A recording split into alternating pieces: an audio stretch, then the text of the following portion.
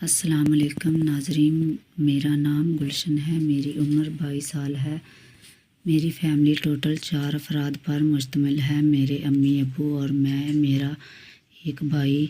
میں کالج میں پڑھنے جاتی ہوں اور میڈیکل کے اسٹوڈنٹ ہوں، اس لیے میں کافی ذہین تھی۔ میرا بھائی اسد بھی میرے سے چھوٹا ہے اور 15 سال کا ہے۔ میرا بھائی اسد LL.B کر رہا ہے۔ ہمارے ابو ایک سرکاری نوکر تھے اور ابو نے ہماری پڑھائی پر کافی توجہ دی ہوئی تھی، اس لیے ہم فضول کاموں سے پرہیز کرتے تھے۔ لیکن جب سے ابو نے مجھے موبائل لے کر دیا تھا، میں عجیب سی عادت میں مبتلا ہو گئی تھی اور میں اکثر موبائل کو کھول کر ٹوٹے وغیرہ دیکھتی اور بری چیزیں سرچ کرنے لگی تھی۔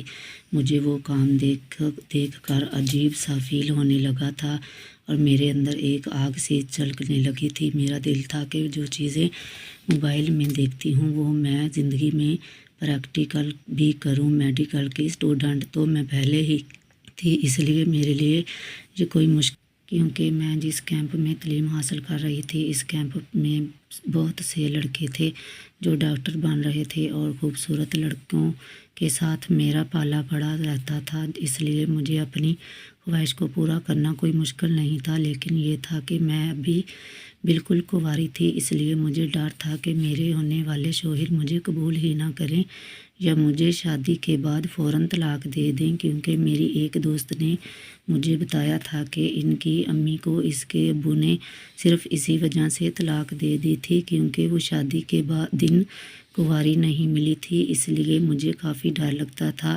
لیکن میں نے انٹرنیٹ پر سرچ کر کے یہ کام دیکھ لیا تھا اور کنواری لڑکیاں کس طرح لڑکوں کے جال میں پھنس جاتی ہیں، مجھے یہ طریقہ بھی آتا تھا۔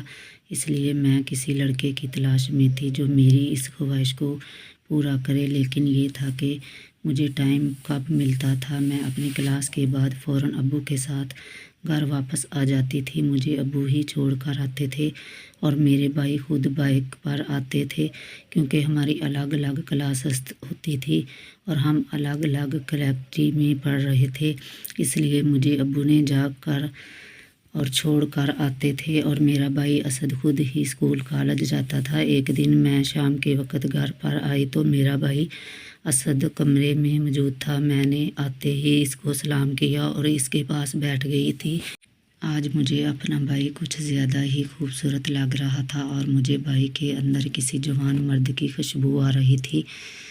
بظاہر تو میرے لیے یہ بات غلط تھی کیونکہ میرا بھائی اسد ابھی 15 سال کا تھا اور میں نے کبھی بھی اپنے بھائی کے بارے میں برا نہیں سوچا تھا، لیکن مجھے موبائل نے اس قدر خراب کر دیا تھا کہ میں موبائل پر بھائی بہن کی وہ ویڈیو دیکھ کر خراب ہو گئی تھی اور میرا بھی دل کرتا تھا کہ میں بھی اپنے بھائی کے ساتھ کچھ ایسا کروں جس طرح یہ لڑکیاں موبائل میں کرتی ہیں۔ میں اپنے بھائی اسد کے پاس جا کر بیٹھ گئی اور اس سے روزمرہ کی باتیں کرنے لگی۔ باتیں کرتے کرتے میں نے اسد بھائی کو پوچھا کہ اسد بھائی، آپ کی پڑھائی کیسی جا رہی ہے؟ اسد بھائی کہنے لگے، گلشن بہن، کون سی پڑھائی، ہم تو بس اسکول میں مستی کرنے جاتے ہیں اور لڑکیوں کو دیکھنے جاتے ہیں۔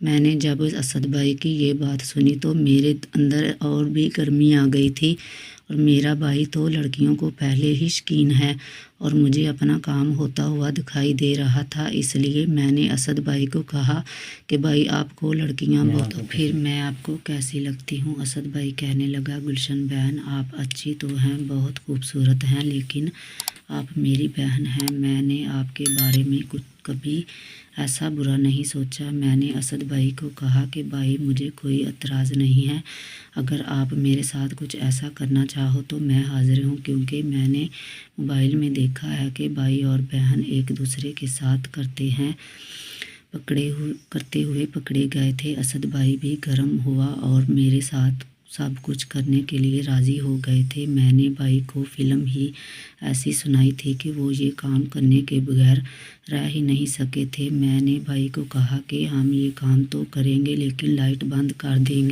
کیونکہ مجھے شرم آئے گی۔ تو اسد بھائی کہنے لگے، نہیں، لائٹ بند نہیں کرنی، میں آپ کا شباب دیکھنا چاہتا ہوں۔ میں نے بھی ان کا ہاں کر دی تھی اور آپس میں کرنے لگے تھے۔ ہم نے وہ کام کرنا شروع کر دیا تھا جو میاں بیوی آپس میں کرتے ہیں۔ ہمیں کافی سکون مل رہا تھا۔ اسد بھائی نے اچھے سے میرا کام کیا تھا اور میں نے ان کا ساتھ دینے لگی تھی۔ ہم نے کافی مزہ لے لیا تھا اور امی ابو اس بات سے بالکل نہ جان تھی۔ اس کے بعد مجھے سوچ آئی تھی کہ میں نے یہ کام اپنے بھائی سے بہت غلط کیا تھا اور میں اپنی جوانی کا غلط فائدہ اٹھا رہی ہوں۔ میں نے اپنے بھائی کو برا کر دیا ہے۔ پھر میں نے بھائی سے معذرت کی تھی اور دوبارہ ایسا کرنے سے توبہ کر لی تھی۔ ناظرین، اگر آپ کو یہ کہانی پسند آئی ہو تو ویڈیو کو